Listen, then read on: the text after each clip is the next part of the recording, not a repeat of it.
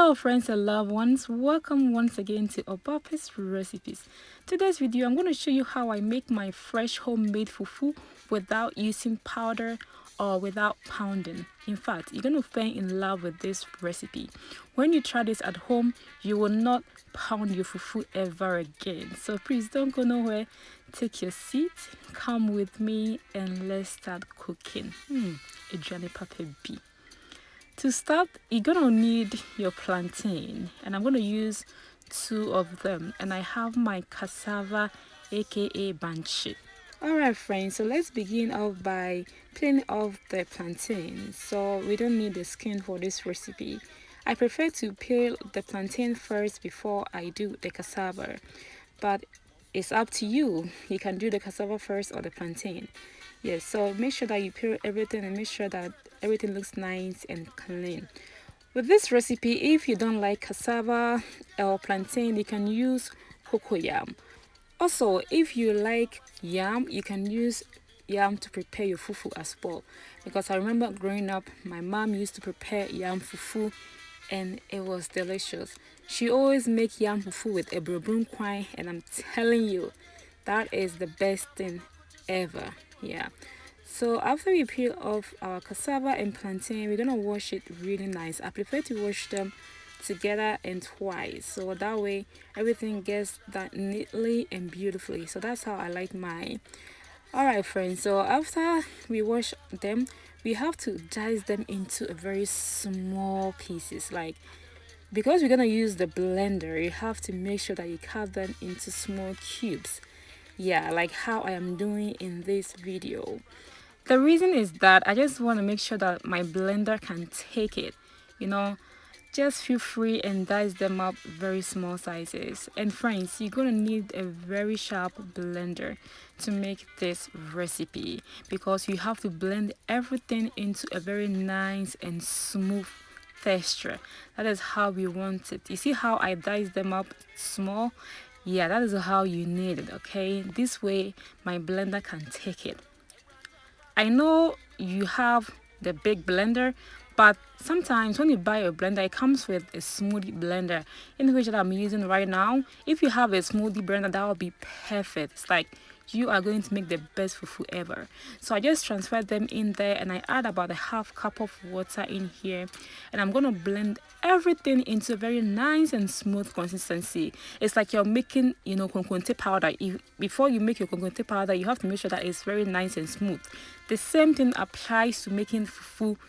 It's just that the only difference is that this is a wet consistency, and konkonte powder is just, you know, dry consistency. But you have to blend everything into a very nice and smooth consistency. That's how you want it, because if you don't blend it really well, you're gonna cook it, it will be okay, but it's gonna turn like gari fufu, and you don't want that. That's not how we're making it. So like how mine is looking right now, that is how you want it. And remember that you don't want it to be too watery also, because if you do, your fufu will turn out to be so soft, and that is not how we want our fufu, okay? So like you see the consistency, make sure that you do the same thing.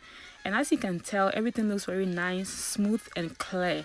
That is how we want it. So I set my stove into a low medium heat, and that is how we're going to use to prepare this fufu. Yeah, so transfer them into a very nice and clean pot and start stirring. And of course, with this wooden spoon, you can get some from any African shop near you. Just Google African shop near me, and I surely believe you'll get one from there, okay? In Ghana, we call it bankuta because we use it mainly to prepare banku or imutu. Yeah, that is what this wooden spoon is. But when I feel like I don't really want to pound fufu, I will just make it this way, and it come out really beautiful, perfect texture. You know, it's like homemade Ghana fufu pepe, like how I basically prepare fufu or Ghana. No, exactly the consistency and everything. Okay, so after you stir them up, you know it's about done. So just go ahead and sprinkle a little bit of warm water in here. Okay. I like my fufu a little bit soft, but if you like yours hard, then don't add any water in there. You know, so cover a little cook for 10 minutes. So after 10 minutes, you can just go ahead and stir the fufu again. it is almost done. It's actually done because you can tell fufu da efe pa when ya yi bie no have free. I want to pam yeah. This is very simple and easy fresh homemade fufu that tastes so good. Okay, yeah, so our fufu is ready and we're gonna start shaping it. So I have here my asanka, aka apotoriwa. I'm gonna use that to shape my fufu. Okay, in traditional way you have to do it in the mortar, you know, but we don't have that, or even if you have that, that is not what the recipe is for today. So just make sure that you use your eta and apotoriwa to shape it really nice and beautifully. But if you don't have it, don't worry, okay? Let it cool down and you can use your hands to pound in and out and you can get that shape. I'm going to show you it very soon. It is coming right now. See like how I'm doing right now. If you don't have the eta, okay, you can just use your hands and shape it. It come out so nice and everything looks really attractive. That is how we want our fufu. So you can tell, right? It is done. But I cannot eat everything by myself, so I'm going to take one aside and this will be my lunch for the day. And of course, friends, I have my leftovers light soup right here. If you want to see how I prepare this soup, I have a video on my page. Please feel free and check it out. Or you can even enjoy with any soup of your choice, peanut butter soup, you know, abenquine soup, that is palm nut soup, or even rubber soup. Every soup that you have actually will go really well with this recipe. As you can tell, you should make on someone because the fufu is so delicious. I really love fufu. In fact, well, I wouldn't say something for the fufu, the Alrighty, friends, thank you so much for watching. This is how I prepare my fufu without pounding or using powder. And don't forget to share this recipe until I come your way. Stay safe, stay joyful, and have a blessed day.